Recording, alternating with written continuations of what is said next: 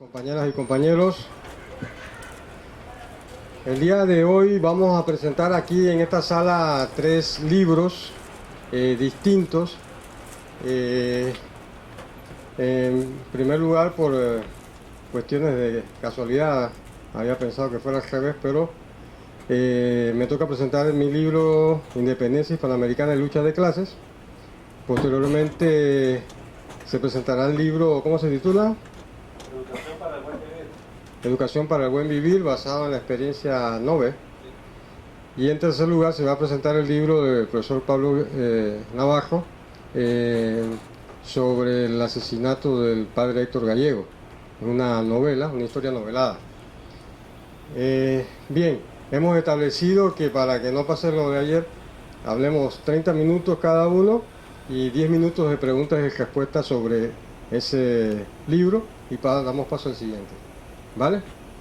Empezamos. Ahora sí puede poner el cronómetro, profesor.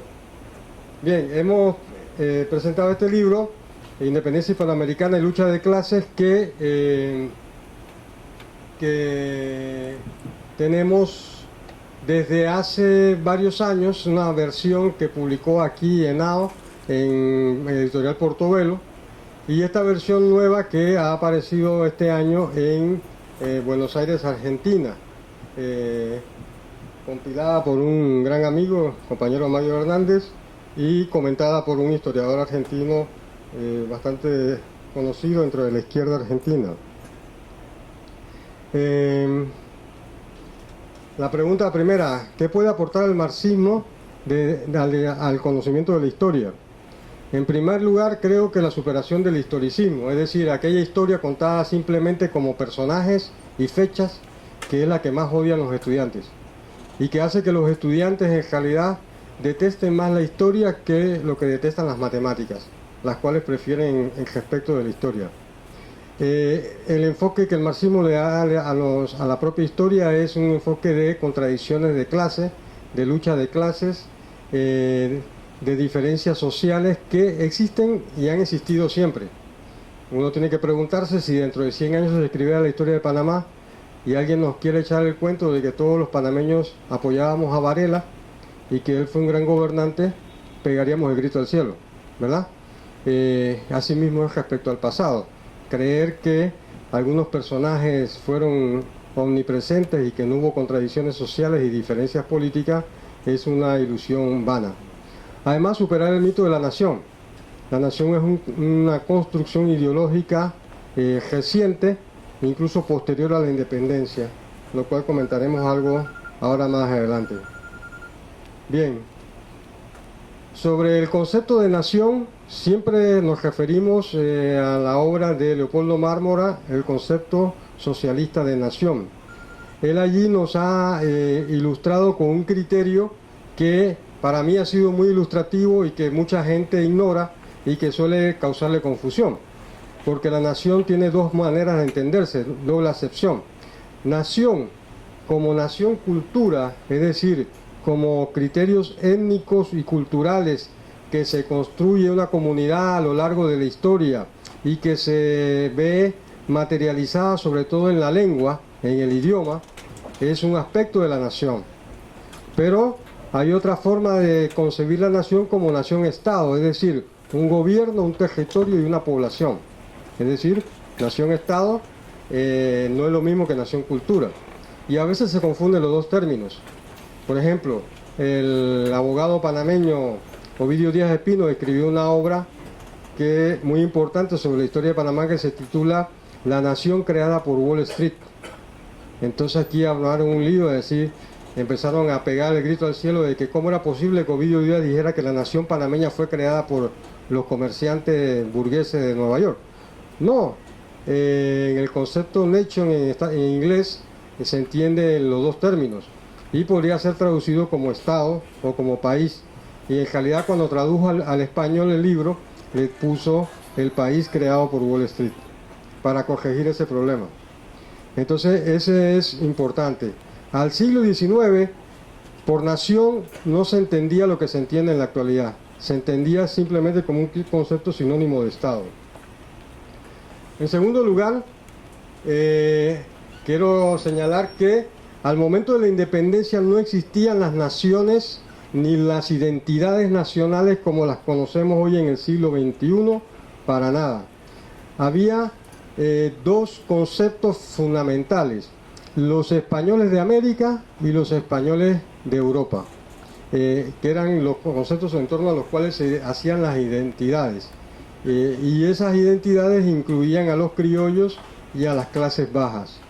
En todo caso, no harían parte de esas identidades de la época las culturas indígenas, sobre todo las que no fueron sometidas por la colonización española ni fueron mestizadas en ningún momento.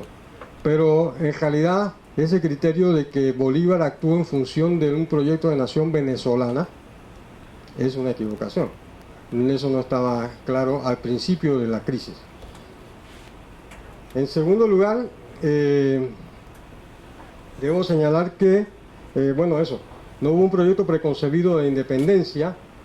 Los proyectos nacionales fueron surgiendo al final del proceso y no antes, las naciones como resultaron ser. Incluso eso explica los conflictos que había y que en la historia de Colombia llaman la historia de la patria boba. Es decir, cómo en el proceso que inicia la crisis de la independencia, en realidad las sociedades nuestras se dividieron en guerras civiles entre unos bandos y otros. Los colombianos, como hacen lo que se llama anacronismo, es decir, los historiadores llevan al pasado los valores de la actualidad, entonces pretenden presentar como que eran tontos estos próceres porque se peleaban entre sí en vez de defender a la patria que era Colombia. Falso. Esos próceres que disputaban en realidad no eran, luchaban por la independencia de Colombia. Cada uno luchaba por una visión distinta y una clase social distinta de lo que debía ser el Estado y frente a la crisis que se estaba dando. Incluso puedo decir con severidad que en 1810, que se señala como el año de la independencia para casi toda América Latina, en realidad solamente el cura Hidalgo en México proclamó claramente una independencia, mientras que en todos los procesos que se dieron no hubo ninguna proclama de independencia en 1810. Esa es una falacia histórica que se ha construido. La independencia en realidad es un proceso de revolución política dentro del Imperio Español.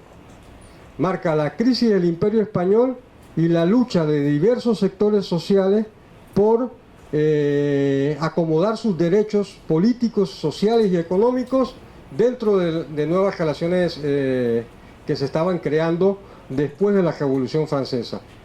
Entonces, el proceso en realidad no nace como la lucha contra la opresión de los españoles que nos tenían oprimidos, sino nace, como todos los procesos, en una lucha contra un Estado centralista que para algunos le cobraba impuestos de más y no garantizaba los derechos económicos de diversas clases sociales.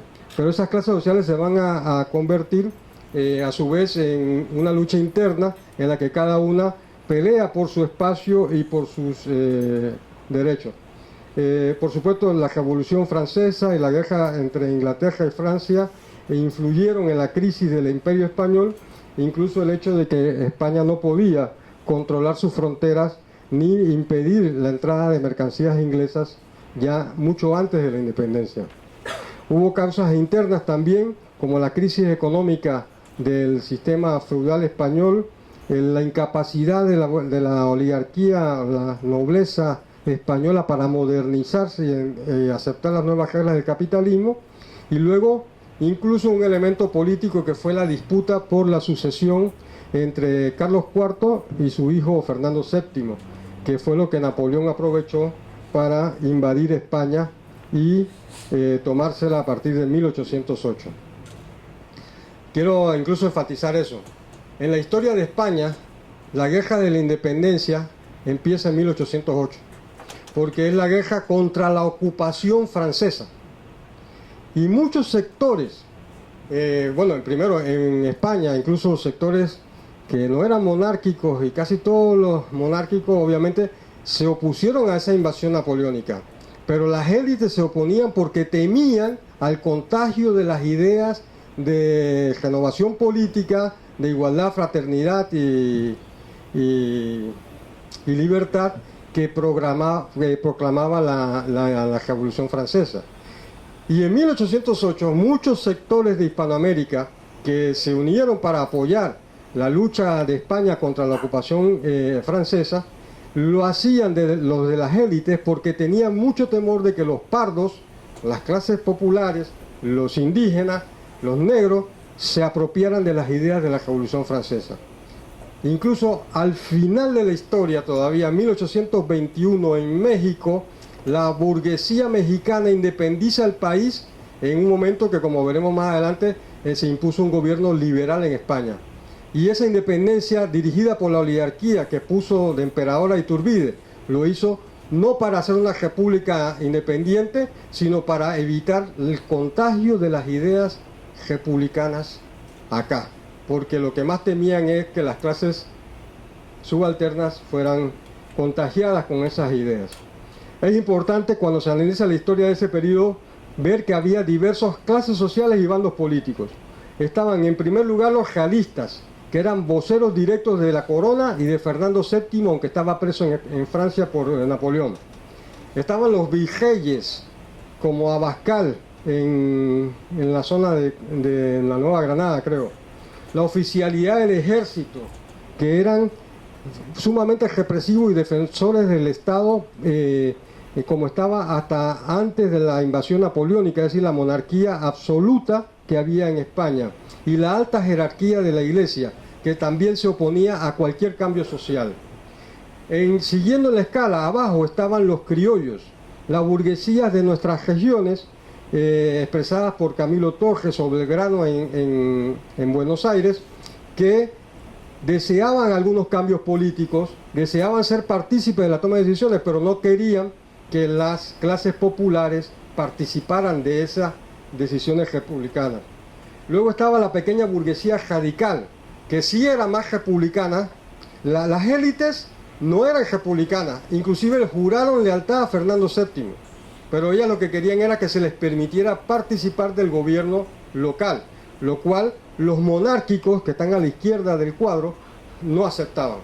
Entonces, pero la pequeña burguesía radical, en la que está Nariño, Bolívar, Moreno en Buenos Aires, Artigas, sí era republicana. Y en algún momento se hace con el poder y es la que proclama en verdad la primera independencia, no las primeras élites sociales. En el caso de Panamá no hubo ninguna independencia ni ningún proceso hasta 1821, muy tarde, 11 años después de iniciada la crisis. Y más abajo estaba el pueblo llano, los indígenas, los esclavos, los negros, que actuaron en diversos momentos. Por ejemplo, Carbonell, líder de la población artesanal de Bogotá, cuando las clases altas dudaban de ir a la independencia, cuando los pueblos salían a la calle y presionaban, es que él se lograba dar pasos hacia el proceso de ruptura con la monarquía española. Fueron claves en diversos momentos. Piñeres en Cartagena, Hidalgo en México, Beruti en Buenos Aires. Pero habría que decir inclusive un hecho contradictorio. Los negros y los indígenas fueron utilizados por el sector monárquico para oponerse a esas repúblicas que iniciaron en el primer proceso de independencia, porque ellos odiaban más a su enemigo directo, que era la burguesía criolla de acá, que a la monarquía, a la que veían como aliado, porque había habido incluso algunas leyes proteccionistas, sobre todo en el caso de los indígenas. Entonces, quien apresa a Nariño y lo manda a Cádiz es un grupo de indígenas del sur de Colombia, dirigidos por los monárquicos en ese momento de la primera lucha por la independencia. Y el propio Bolívar tiene que huir de Venezuela en una guerra civil que impone una sublevación de negros y mulatos del sur de Venezuela contra la república, la segunda república dirigida por Bolívar, y esa sublevación está dirigida por un español llamado Boves, que fue muy sangrienta y muy vengativa contra los criollos, eliminando prácticamente a todos los blancos de los pueblos del interior de Venezuela. Bien, la independencia fue una revolución siguió el modelo clásico del péndulo. Ese modelo lo han dicho para la Revolución Francesa y la Rusa, es decir, una revolución que empieza desde una situación estable, que se va radicalizando, vamos a decir que sea a la izquierda, ¿no? Se radicaliza, llega a un extremo y vuelve el péndulo nuevamente a su situación, pero claro, no es la misma de antes, porque al final del proceso independentista, las élites oligárquicas que se habían opuesto a la independencia vuelven a tomar el poder y anulan el proyecto de Bolívar, que era el de la pequeña burguesía radical. Por ejemplo, en 1810, todas las declaraciones de independencia juran lealtad a Fernando VII. En realidad no fueron declaraciones de independencia, fueron actas constitutivas de juntas locales de los cabildos que, ante la crisis de la monarquía, ya el último rescoldo que le quedó a la monarquía española fue la ciudad de Cádiz, al extremo sur de España, protegida por la flota inglesa.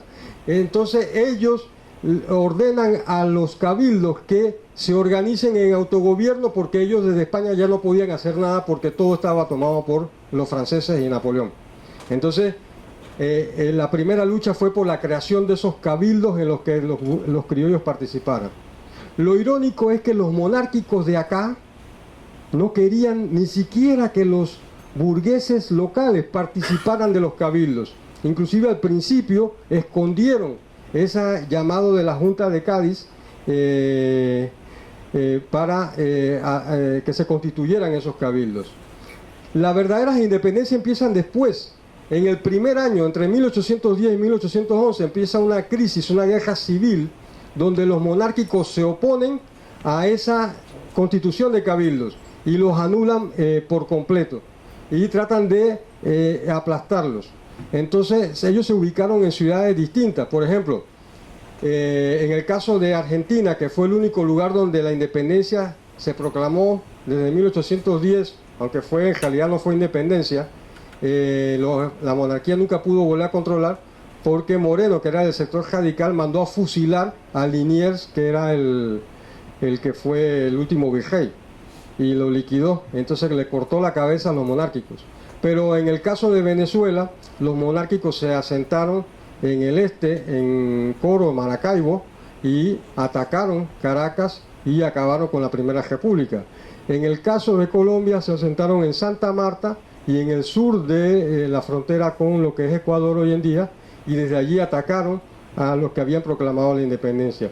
Entonces, entre 1811 y 1813 hay unas independencias que se sostienen allí a duras penas en medio de guerras civiles. En 1814 es la revolución, contrarrevolución realista en todos lados. Hidalgo, al final, es fusilado, fracasa la Segunda República Venezolana. Prácticamente en Bogotá también sucede lo mismo, y incluso hay una invasión con un ejército que manda, porque Napoleón es derrotado en Waterloo en 1815, pero previamente había sido derrotado en 1814 y enviado a Elba, en una cárcel. Entonces el monarca español, Fernando VII, volvió a Madrid y desde allí organizó una invasión de un general Morillo, muy sanguinaria, que estaba destinada a aplastar la rebelión de Buenos Aires, pero lo hacen que pare en Venezuela para que controle a los negros y mulatos que se habían sublevado contra la República de Bolívar. Lo mismo sucede en Colombia, etcétera, etcétera. Prácticamente, salvo Buenos Aires, no quedaba ningún sector independiente al final del proceso. Entonces, como decimos acá, en 1810 empieza el proceso de independencia.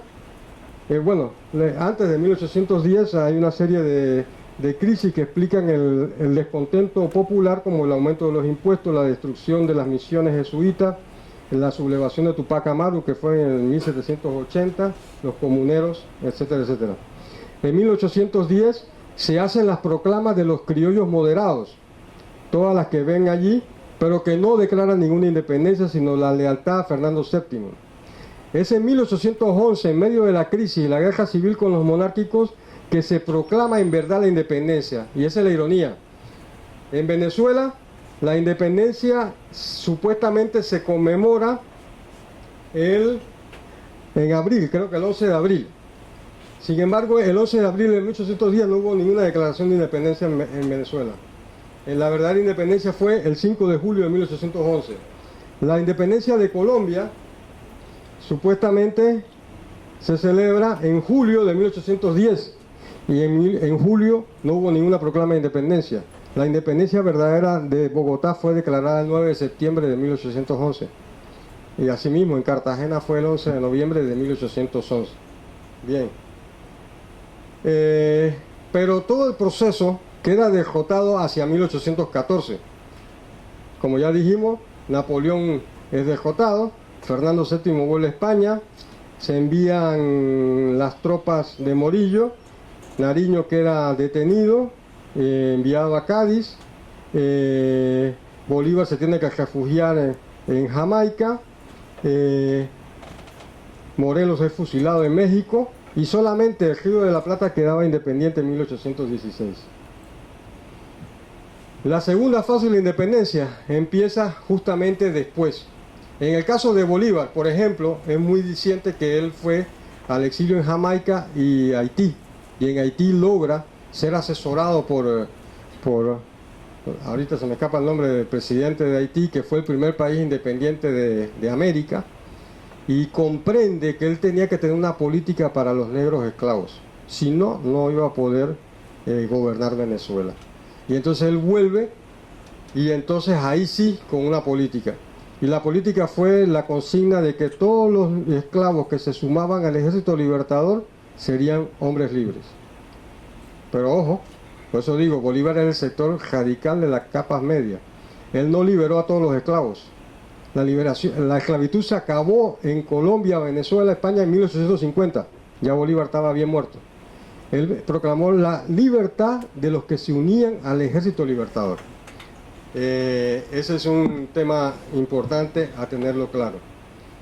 Y entonces eso le permite triunfar en Carabobo en 1819, crear el Congreso de Angostura con su constitución que va a crear la Gran Colombia, la batalla de Carabobo en junio de 1821, la independencia de Iguala en México en 1821, pero que, como ya dije, ojo con la independencia de México, en realidad ahí le piden a un Borbón que venga a México a armar una monarquía borbónica, lo cual fue rechazado, por supuesto, ningún Borbón se atrevió a venir para acá, y así en general. Sin embargo, en los años siguientes empieza el proceso de los criollos que no lucharon en verdad por ninguna independencia y que se oponían a que las repúblicas llevaran las libertades democráticas a los sectores populares, empiezan a conspirar para derrotar los proyectos republicanos como el de Bolívar. Entonces ahí empieza el sabotaje. En el caso de Colombia, de Santander, que fue el vicepresidente de Bolívar, contra él, promoviendo la división respecto de Perú y Bolivia, que habían propuesto que se sumaran, y luego promoviendo la división con Ecuador y Venezuela, que terminan separados, y el final de la Gran Colombia en 1831. Bueno, y así en diversos lugares. Rápidamente, debo señalar que la construcción de los estados nacionales en realidad es posterior al proceso de independencia. Y al principio pudo ser cualquier cosa. Por ejemplo, Quito en algún momento fue parte, Guayaquil en algún momento fue parte de Perú, y pudo quedar del lado de Perú, y también se lo disputó Colombia. O sea que la conformación política no estaba clara. En algún momento de la independencia, Yucatán se declara independiente del Estado de México. Y otros estados así. Centroamérica era parte de México al inicio, y luego se independiza de México y se fracciona en 6 repúblicas. Es un proceso que va a durar hasta 1850, cuando empieza la construcción ya de los estados nacionales en base a su relación con el comercio exterior, lo que era el mundo comercial en ese momento, dirigido por las burguesías criollas, y empieza lo que yo quiero llamar la atención, es la construcción de esa ideología que son los nacionalismos. Es decir, la burguesía mexicana, que siempre odió a los indígenas y que lo sigue odiando hasta ahora, construye el mito del Estado mexicano sobre la base de referencias al Estado azteca, que no tiene nada que ver, que es muy diferente a México actual.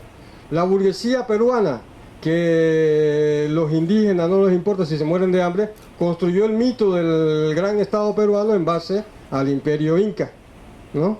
Para venderlo como la idea de que somos una gran nación que viene del pasado. Y en Panamá nos han vendido el cuento de que esta nación se construyó pro mundo y beneficio en función del comercio y la creó Vasco Núñez de Balboa cuando descubrió el Mar del Sur y se casó con la India Nayansi, y de esa fusión nacimos los mestizos, el crisol de razas y no sé qué historia, cuando en realidad nuestra oligarquía es completamente endogámica, blanca, y bueno, todos tienen queridas de todos los colores, pero los hijos legítimos todos son blancos y de apellido de abolengo, como si fuera la nobleza europea. Entonces, esas construcciones ideológicas en las que pretenden que nos identifiquemos, en realidad son construcciones políticas, porque la cohesión de los estados capitalistas en el mundo actual ya no se hace en función de la legitimidad que otorga la religión o la iglesia, sino en función de que el ciudadano se siente identificado con la idea de que somos lo mismo todos juntos los panameños, no estamos divididos en clases sociales, sino que todos somos panameños con orgullo y levantamos la bandera nacional, y sobre todo cuando juega la selección, aunque pierda. Pero esa idea de unidad es necesaria para garantizar la dominación de la clase dominante panameña. Bueno, esa es un poco la presentación del libro que tenemos para ustedes. Si hay alguna pregunta breves, con mucho gusto las podemos resolver. Que la independencia, uno, que hay que revisar toda la historia de nuestros países. No es como nos la están contando en la escuela. Dos, que así como el día de hoy hay diferencias políticas, diversos partidos con diversos proyectos nacionales y diversas clases sociales que están en pugna, así mismo era en 1821 y así mismo era en otros momentos del pasado. Entonces esa historia idílica que nos enseñan en la escuela de que los próceres de la independencia y que todos estaban unidos y que... no es cierta. En algún momento tenía que haber otros sectores que tenían otras opiniones y otros proyectos políticos. ¿Compañero? Sí, buenas tardes. Sí. Entonces pudiéramos pensar que España, en su proceso de desprendimiento, de despojarse de los pueblos que acaparaban a América Latina o de América, empezaba ya a pesarle por efecto de que se le hacía difícil el traslado a esos países en cuanto a lo que es la economía o pérdida económica que ellos tenían grandemente en los grandes viajes hacia nosotros y hacia América. Entonces, ¿cómo podemos ver el asunto de que España pudo haber entregado a Panamá, a Grenada o a la Gran Colombia en ese entonces? ¿Cómo se califica ese proceso? Si es separación, si es independencia, porque los colombianos tienen algo después, más adelante, cuando se da la independencia de Panamá y Colombia, como que los colombianos que formaron parte de eso fueron traidores, pero en aquel entonces ellos aceptaron a Panamá y nos tenían sumidos en la pobreza y marginados totalmente en el olvido. Bien, este es un aspecto importante el que pregunta el compañero Anel. Bueno, en primer lugar, el proceso de crisis, lo que quiero señalar es que el crisis del Imperio Español es una crisis profunda que viene arrastrando porque España nunca pudo modernizarse, nunca pudo tener un capitalismo como avanzó Inglaterra, como avanzó en Holanda y en otros lados. Y eso es parte de la crisis del Imperio Español. Los ingleses eran capaces de vender mercancías que entraban a las costas del Imperio Español sin que ellos pudieran evitarlo, porque producía mucho más barato. Pero lo más importante es la segunda parte de la pregunta del compañero Anel. Los panameños tenemos que despertar y dejar de creer en la cigüeña. Compañeros, somos colombianos. Esa historia que nos venden de que Panamá era una gran nación de Balboa y tuvimos aquí una audiencia local que éramos independientes y que prácticamente nos unimos a Colombia porque sí, esa es una historia falsa. En primer lugar, ustedes acuérdense que el pirata Morgan atacó la ciudad de Panamá en 1771. La ciudad se destruyó y de eso los españoles sacaron la conclusión de que era mejor sacar la plata del Perú, de Bolivia, a través del río La Plata en Buenos Aires. Y empezó la decadencia en el Istmo, y eso está consignado por todos los historiadores panameños. La ciudad de Panamá se vació de gente que se fue al interior porque no había ni siquiera comercio, y las ferias de Portobelo terminaron de existir en 1840, fue la última. Y incluso mucha gente emigró de Panamá. Entonces Panamá era un país despoblado, no tenía ni 20.000 personas. Entonces, ¿qué estado podíamos hacer? Ninguno. En 1740, el imperio español reorganiza el imperio y Panamá es colocado como una provincia de la Nueva Granada, que era el virreinato, cuya capital se llamaba Bogotá.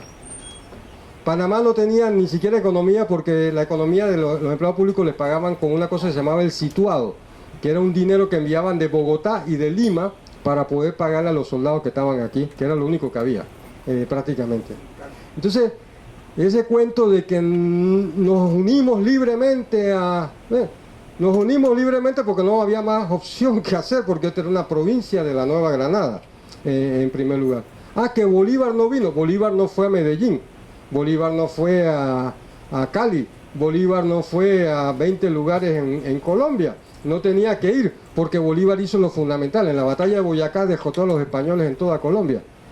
Y al final, el traidor general panameño, que aquí es prócer, que se llamaba José de Fábrega, que fue españolista hasta el último día, hasta el 27 de noviembre de 1821, al día siguiente se cambió al lado de la independencia porque le convenía, porque se dio cuenta que Bolívar estaba planeando una invasión al Istmo de Panamá. Entonces, esa es otra historia que se ha falsificado para incluso, y aquí termino, falsear un hecho, que es lo más importante. El cuento de que nos independizamos de Colombia en 1903. La mentira más grande del mundo. Panamá se convirtió en una colonia de los Estados Unidos en 1903. Y la separación de Panamá de Colombia no fue porque nos tenían olvidados. Bueno, todos los gobiernos de América tienen olvidados a sus pueblos siempre. Eso es otro problema. Colombia no oprimía a Panamá como otra nación. No había ninguna contradicción como aquí nos venden un cuento en la escuela de que es como si Israel que oprime a los palestinos. Ahí son dos naciones distintas, como Rusia que oprime a los chechenos. Son dos naciones distintas. No, compañeros, éramos una sola nación. Comemos sancocho, igual que ellos. Y tenemos la misma cultura y el mismo lenguaje, aunque Colombia y Panamá siempre han tenido gobiernos opresores. El punto de la separación de Panamá y Colombia simplemente tiene que ver con lo que no quieren admitir los historiadores panameños y no le enseñan a la gente en la escuela. El Tratado de 1903, que con su zona del canal, sus bases militares, su intervención gringa, etcétera, etcétera. Estados Unidos separó a Panamá de Colombia para crear una colonia que ellos manejaban y puso en el gobierno a unos empleados de la compañía del ferrocarril de Panamá que eran agentes de ellos, que se llamaron José Agustín Arango y Manuel Amador Guerrero, que para acabar de fregar era cartagenero. Entonces, esa es la historia de verdad. La separación de Colombia no tiene nada que ver con eso. Ese es parte del mito de la nación del que hablaba antes. Querer decir que nosotros somos diferentes para que odiemos al pobre diablo de Colombia que viene a emigrar a nuestro país, para que odiemos al pobre diablo de Nicaragua que viene a odiar a nuestro país, que es nuestro hermano. Pero, como hace la diputada Zulay Rodríguez, ama al fulo gringo que viene aquí, a ese no lo critican nunca. Cuanto más se odia a Colombia, más gringuero se es en este país.